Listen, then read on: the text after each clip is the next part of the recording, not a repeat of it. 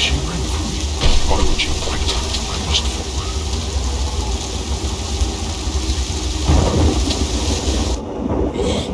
her. Such a foul stench. I soon discovered that Emily's flight into the sewers had not been an act of impulse, as I first thought, but instead was designed to further slow my pursuit of her. The plan, however, was undone, when the ghouls whom she had hoped would focus attention turned to strike her also. Fresh to a ghoul, after all, is still fresh, regardless of whether it is living or dead.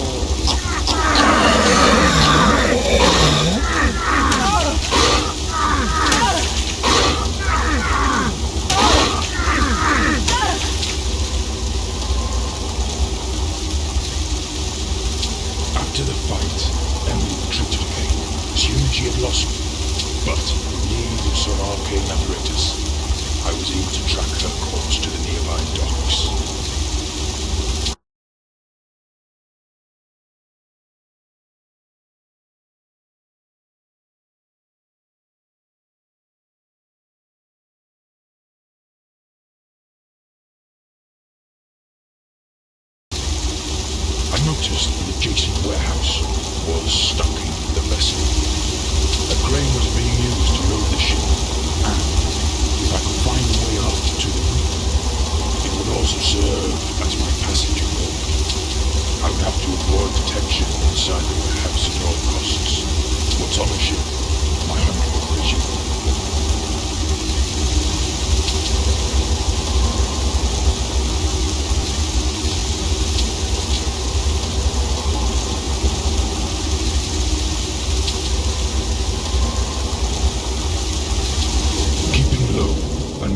As quietly as I could, I entered the warehouse.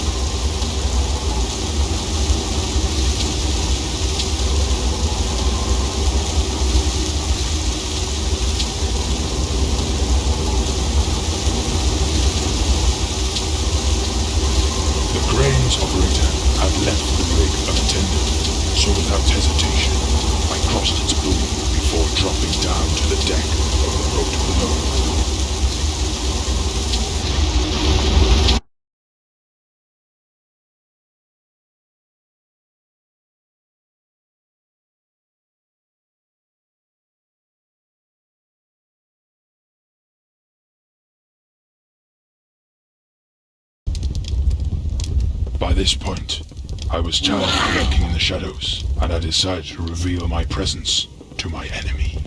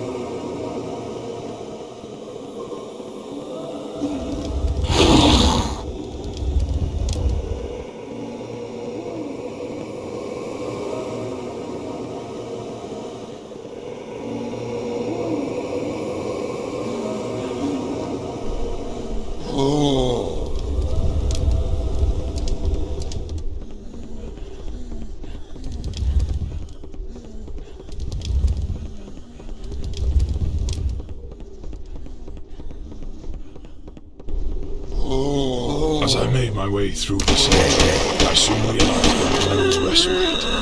The loose ground at the base of the headstone began to stir, as they're not so dead, not far from the living inhabitants detected my presence.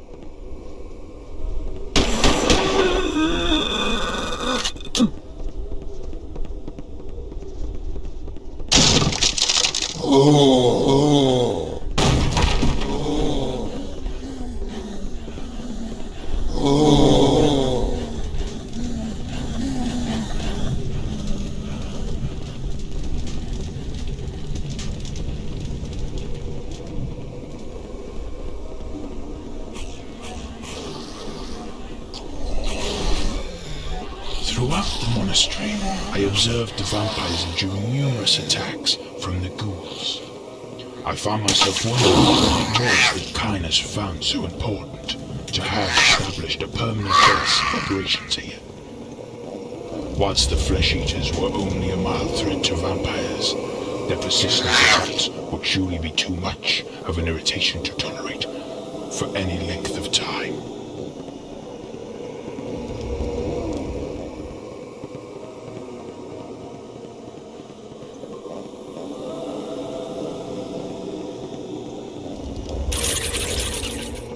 I found Kainas casually working in the tower of the monastery, but Emily was nowhere to be seen.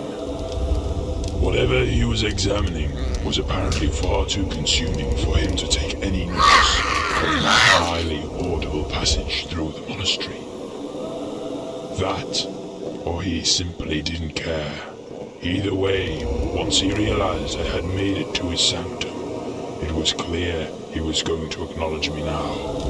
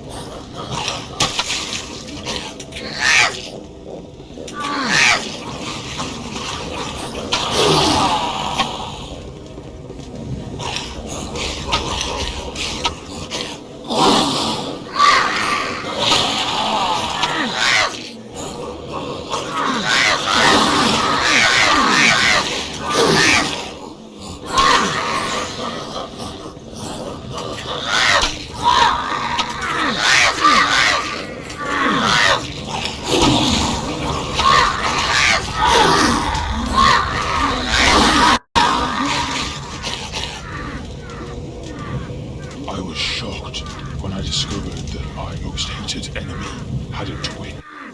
They were centuries old and had been searching half their lifetime for a way to open a portal in the monastery's catacombs, in an act that would release some kind of demon upon the world. It seemed that in my quest for revenge, I had unearthed an even greater threat to this world. I had to stop them.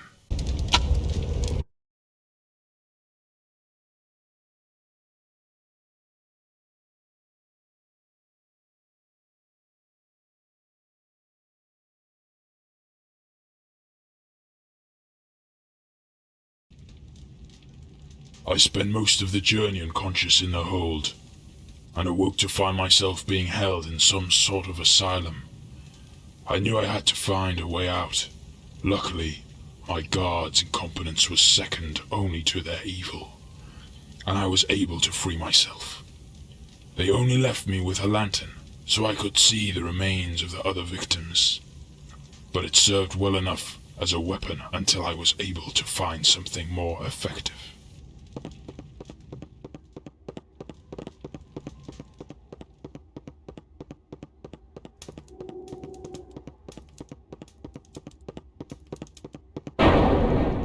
Careful, boss.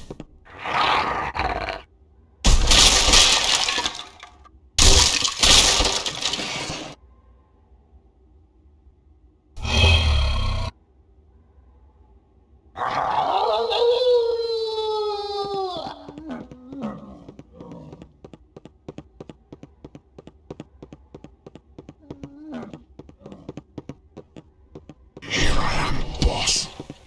Down here.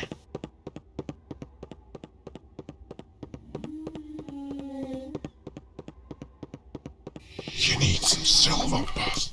Silver's the only thing that can cut. Please, boss, don't leave it be here. Don't leave me behind.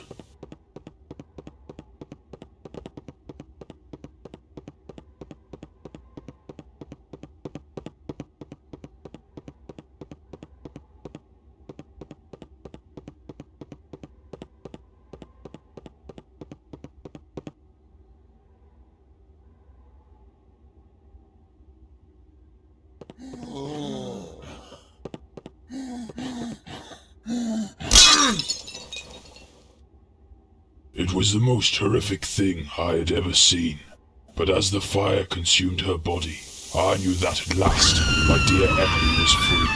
However, even as the burn was lifted, I knew that Cainus and his brother Ranius would be starting their ritual soon. At this point, however, I still didn't know where the monastery was.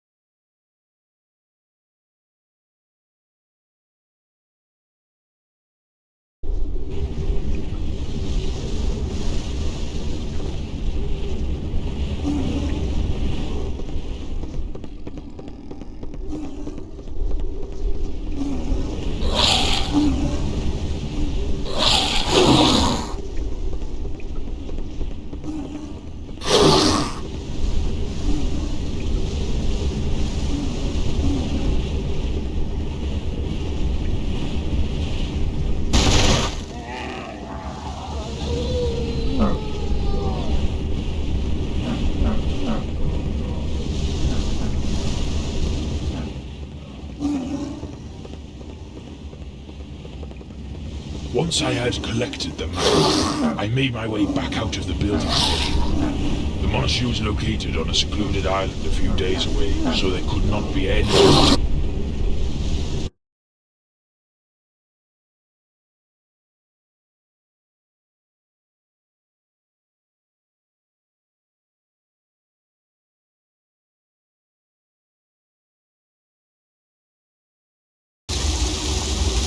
Since I was last in the monastery, many ghouls had risen from their graves, and were now roaming the grounds.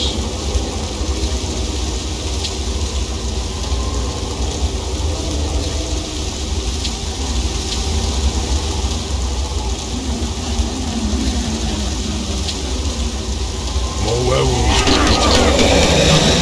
along with vampires and